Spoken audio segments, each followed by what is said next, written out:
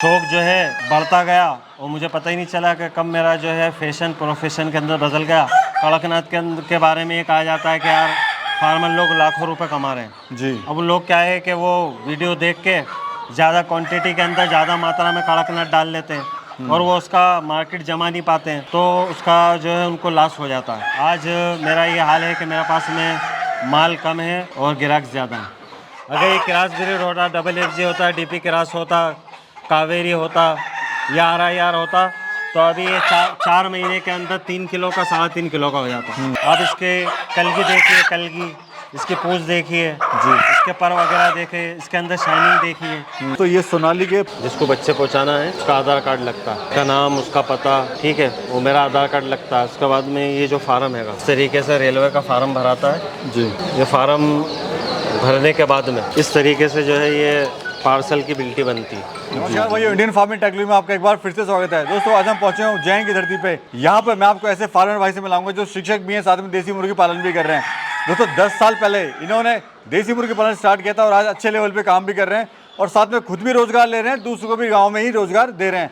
तो दोस्तों जानते हैं कि इस पूरे अनुभव के बारे में, किस तरह से आप कम खर्च में ये देसी मुर्गी पालन शुरू कर सकते हैं। सर सलाम वालेकुम। वालेकुम सलाम। कैसे हैं सर? कैसे हैं सर? अल्लाह करम। सबसे पहले जो हमारे दर्शक आपको देख रहे हैं, अपना और अपने फार्म का परिचय दीजिए। मेरा नाम मुफ्ती मोहम्मद सिद्दीक कासमी है। मैं उज्जैन मध्य प्रदेश का रहने वाला हूँ और मेरा फार्म उज्जैन के अंदर भेड़ूगढ़ के अंदर है और मेरा मोबाइल नंबर है 8839406970। तो सर शुरुआत जान लेते हैं, आपके सफ़र की शुरुआत कैसे हुई? मेरे सफ़र की शुरुआत ऐसे हुई कि साहब मेरा असल काम तो क्या है कि बच्चों को पढ़ाना है, दीनी तालीम देना है, लेकिन मैंने शौक के अंदर जो है 100 जो है कड़कनाथ और 100 सोनाली में ख़रीद के ले आया था और फिर शौक जो है बढ़ता गया और मुझे पता ही नहीं चला कि कब मेरा जो है फैशन प्रोफेशन के अंदर बदल गया और आज जो है बच्चों को दीनी तालीम देने के साथ साथ मैं जो है 2000-4000 की फार्मिंग कर रहा हूँ, जिसके अंदर जो है मेरे पास में 1000 कड़कनाथ हैं और 1000 सोनाली हैं। तो कितना इन्वेस्टमेंट आया था सर शुरुआत में? शुरुआत में तो उस टाइम पे बहुत कम 10-15 हज़ार रुपये का इन्वेस्टमेंट आया था। जी जी। और अभी मैं कितने बर्ड होंगे सर ऑल ओवर बात करी जाए तो? अभी मेरा फार्म के अंदर जो है ब्रीडर यानी अंडे देने वाली मुर्गी जी, उसके साथ में जो मुर्गे हैं वो मिला के देसी सोनाली के 1000 हैं और 1000 जो है कड़कनाथ के। सर अक्सर सुनने में आता है जो देसी मुर्गा फार्म होता है वो सफल नहीं हो पाता, बंद हो जाता है। क्या कारण है कि आप 10 साल से सफलतापूर्वक इसको कर रहे हैं और सक्सेसफुली चला रहे हैं? उसकी वजह यह है कि सबसे पहले जो है लोगों को जानकारी नहीं होती है कि कौन सी नस्ल पालना चाहिए और किस नस्ल का जो है क्रेज़ और डिमांड मार्केट के अंदर ज़्यादा है। जी। मिसाल के तौर पे अब लोग ये देखते हैं यूट्यूब पे वीडियो कड़कनाथ के बारे में कि साहब कड़कनाथ के बारे में ये कहा जाता है कि यार फार्मर लोग लाखों रुपए कमा रहे हैं जी। अब लोग क्या है कि वो वीडियो देख के ज़्यादा क्वांटिटी के अंदर ज़्यादा मात्रा में कड़कनाथ डाल लेते हैं और वो उसका मार्केट जमा नहीं पाते हैं, तो उसका जो है उनको लॉस हो जाता है। तो सबसे पहली बुनियादी चीज़ ये है कि हम जिस नस्ल का चयन करें या जिस नस्ल को चुनें तो मार्केट के हिसाब से चुनें उसको, फिर उसके बाद में उसको पालने की जानकारी होना चाहिए, कौन सी वैक्सीन किस टाइम पे दी जाती है, बीमारियों का नॉलेज होना चाहिए और उसके अलावा फीड का नॉलेज होना चाहिए। जब ये सारी चीज़ों को हम ध्यान में रखते हुए फार्मिंग करेंगे तो कोई दिक्कत नहीं आती है और आसानी से ये सफ़र तय हो जाता है।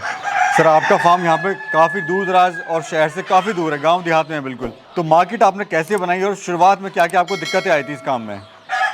शुरुआत के अंदर ये दिक्कत आई कि मैंने माल तो तैयार कर लिया और लेकिन उसको बेचने का मेरे पास में मैदान नहीं था जी। फिर धीरे धीरे जो है मैंने जो हमारे शहर के अंदर जो दुकानें हैं कटिंग वगैरह की उनसे कांटेक्ट करे, उसके अलावा जो हमारे उज्जैन शहर के अंदर और आसपास जितने भी मुर्गे के बाज़ार लगते हैं वहाँ कांटेक्ट करें।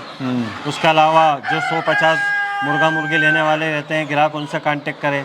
इस तरीके से धीरे धीरे आज मेरा ये हाल है कि मेरे पास में माल कम है और ग्राहक ज़्यादा है। तो ब्रीड पे आप सोनाली पे काम कर रहे हैं, कड़कनाथ पे? जी सर सबसे पहले ये बताइए, जो दर्शक हैं वो काफ़ी कंफ्यूज रहते हैं कि सोनाली की पहचान क्या होती है? सर जैसे ये मेरे हाथ में जो एक सोनाली का मुर्गा है जी।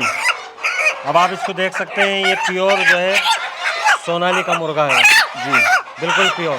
ये मैंने जो है हवा से जो है शुरू के अंदर चिक्स मंगाए और फिर उसके बाद में ये नस्ल जो है तैयार करी। तो आप देख सकते हैं कि इसकी टांगे बिल्कुल पतली हैं। जी जी। उसके अलावा देख सकते हैं कि ये बिल्कुल शरीर है बदन का, पतला है। हाँ पतला है। अगर ये क्रॉस ब्रीड होती तो इसके पाँव मोटे होते और ये वजनी होता। अब इसका वजन 2 किलो से ज़्यादा नहीं है। अगर ये क्रॉस ब्रीड होता, डबल FG होता, DP क्रॉस होता, कावेरी होता या RIR होता तो अभी ये 4 महीने के अंदर 3 किलो का 3.5 किलो का हो जाता। लेकिन ये बिल्कुल प्योर देसी की तरह है। आप इसके कलगी देखिए, कलगी, इसकी पूंछ देखिए जी, इसके पर वगैरह देखिए, इसके अंदर शाइनिंग देखिए, आप बिल्कुल प्योर देसी की तरह। तो अंडे देने की क्षमता, ही तो मुर्गा है सर, अगर मुर्गी की बात करें तो अंडे देने की क्षमता कितनी होती है? और ब्रीड के मुकाबले में इसकी जो है अंडे देने की क्षमता बहुत ज़्यादा होती है। इसका अंडे की डिमांड भी मार्केट में अच्छी खासी होती है। दूसरी ब्रीड होती है तो उसके अंदर एक तो दिक्कत ये है कि अंडा कम देगी, दूसरी दिक्कत ये है कि अंडा देती है दूसरी ब्रीड में तो उनका साइज बड़ा होता है। इसका अंडे का जो है साइज बिल्कुल छोटा रहता है। ये इसका अंडा जो है 35-40 ग्राम का होता है, छोटा साइज है जी।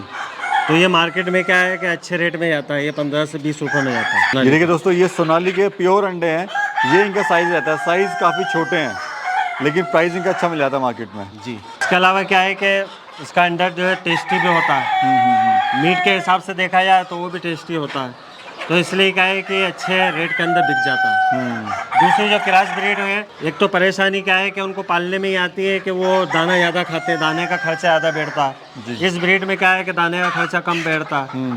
फिर उसके बाद में दूसरी जो ब्रीडें हैं जी, उनके मीट के अंदर फ़र्क रहता है, मीट में स्वाद नहीं रहता, इनका मीट अच्छा होता है।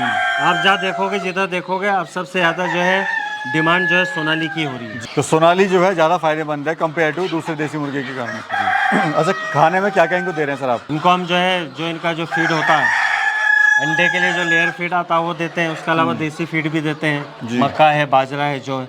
और इस नस्ल की सबसे बड़ी खासियत यही है कि जो भी किसान भाई अपने घर पे 150 देसी सोनाली मुर्गी पालन करता है तो वो अपने घर का बचा कुचा हरी घास, घर का जो है बचा हुआ खाना, मक्का, ज्वार, बाजरा, जो भी इसको खिलाएगा वो खा के ये जो बड़ी हो जाती है। तो सर मुझे बताइए, अगर कोई 500 बर्ड से शुरुआत करना चाहता है देसी मुर्गा पालन, क्या खर्चा आएगा और कितना इससे मुनाफा ले सकता है वो? देखो, सबसे पहले तो खर्चा आएगा चिक्स का।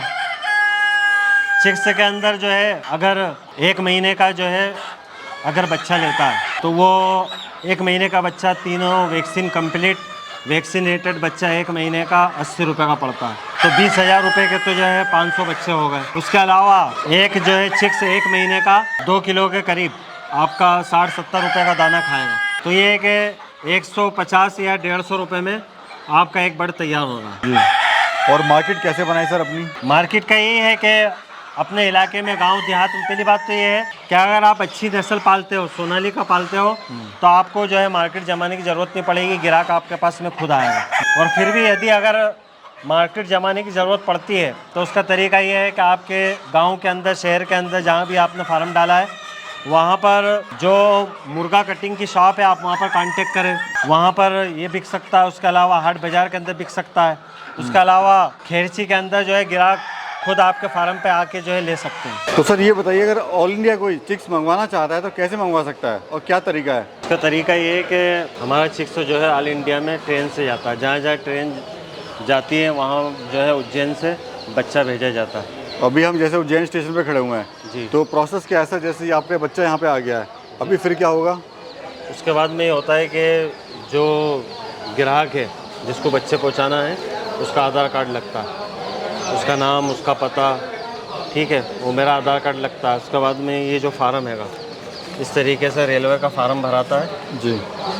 ये फार्म भरने के बाद में इस तरीके से जो है ये पार्सल की बिल्टी बनती है। जी जी। ये देखिए दोस्तों, ये इस तरह से जो है काफ़ी भाइयों के सवाल होते हैं कि कोई फर्जी तो नहीं है, पैसे तो नहीं मार लेगा, तो इस तरह की जो बिल्टी बनाई जाती है। और सर बाकायदा हम स्टेशन पे खड़े हैं तो आपको विद प्रूफ के साथ हम आज आपको ये बता रहे हैं कि इस तरह से जो माल आपका पहुंचता है। और मिनिमम सर कितने ऑर्डर आप दे सकते हैं? 150 तक मिनिमम से मिनिमम ऑर्डर। 50 हो, 100 हो। जी जी जी। और ये भैया बिल्टी बनाते हैं, रेलवे से हैं? जी जी। ठीक है, तो कोई दिक्कत नहीं है, किसी तरह की नहीं है। इंडिया माल जाता है, ऑल इंडिया जाता है सर? माल जाता है। तो सर का माल आप भेजते रहते हैं? जो भी भाई हमसे बच्चा लेता है तो मैं उसकी फीलिंग को समझता हूँ कि आज से 10 साल पहले जब मैंने ये काम शुरू करा था मेरी क्या हालत थी, लेकिन आज जो कोई ग्राहक मुझसे बच्चा या बड़ा माल, तैयार माल, बड़ा मुर्गा लेने के लिए मुझे फ़ोन लगाता है तो मैं उसका हालात को समझता हूँ कि वो किस तरीके से पैसा इकट्ठा करके या लोन करा के या इधर उधर से कर्जा लेके जो है वो मुझसे बच्चा खरीद रहा है। तो मैं उसके साथ में कोई भी फ्रॉड या धोखाधड़ी ये ऐसा कुछ भी काम कर ही नहीं सकता। उसके अलावा जो माल, जैसा माल बोला है, जो माल बोला है वो माल मैं देता हूँ और मेरी तरफ से किसी भी मेरे ग्राहक को परेशानी बिल्कुल भी नहीं आती। तो सर हम यहाँ ये जानना चाहेंगे कि इसमें कोई बीमारियाँ वगैरह क्या क्या आती हैं? इसके अंदर एक तो सबसे बुनियादी और सबसे बड़ी बीमारी जो आती है, जो फार्म का फार्म साफ कर देती है, वो रानीखेत, ठीक है। इसके अलावा साल्मोनेला है, सांस की बीमारी है, आँखों की बीमारी है। उसके अलावा जो है ये गम्बोरो बीमारी आती है, इसके अंदर बड़ा नुकसान हो जाता है। तो उसके लिए यही रहता है कि आप वैक्सीन का खास तौर से ध्यान रखें। आप लगा के देते हैं जब सप्लाई करते हैं तो? जी, मैं जो बच्चा 1 महीने का सप्लाई करता हूँ उसको तीनों चारों वैक्सीन जो है उसको कंप्लीट करके देता हूँ। बच्चों को, बड़ों को जो वैक्सीन देते हैं वो ये वैक्सीन। सबसे पहले जब बच्चा अंडे से निकलता है तो उसको मेरेक्स का वैक्सीन दिया जाता है। उसके बाद में छठे दिन जो है ये B1 करके रानीखेत का जो है वैक्सीन किया जाता है, जो इस तरीके से ड्राप से चिक्स की आँख के अंदर डलता है। जी, इस तरीके से आँख के अंदर एक एक बूंद डलता है। फिर उसके बाद में 14वें दिन के ऊपर हम गम्बोरो का करते हैं। 14वें दिन पे गम्बोरो का वैक्सीन होता है, वो भी आँख के अंदर डलता है। फिर 21वें दिन हम लसोटा का वापस से जो है रानीखेत का वैक्सीन करते हैं।